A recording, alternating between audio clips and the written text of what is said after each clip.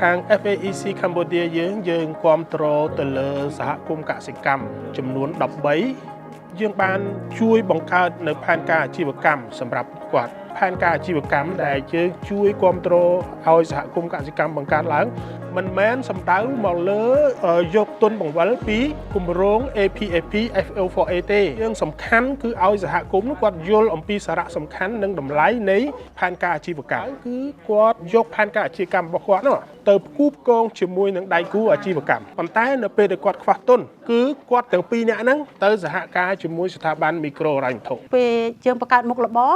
យើងអត់ដឹងថាប្រជាជនតម្រូវការអីយើងអត់ដឹងថាត្រូវប្រើដើមទុនរបៀបម៉េចយើងធ្វើផែនការអាជីវកម្មហ្នឹងយើងទៅសេរឿងសាំងហ្នឹងត្មងពីដំបូងឡើងយើងមានដើមទុនហ្នឹង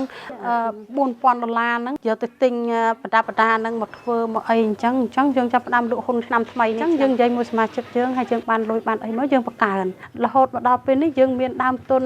ជិត20លានដែលវិលក្នុងការទិញសាំងហ្នឹងចាអញ្ចឹងក្នុងរយៈពេលឆ្នាំហ្នឹងយើងមានលុយហ្នឹងសម្រាប់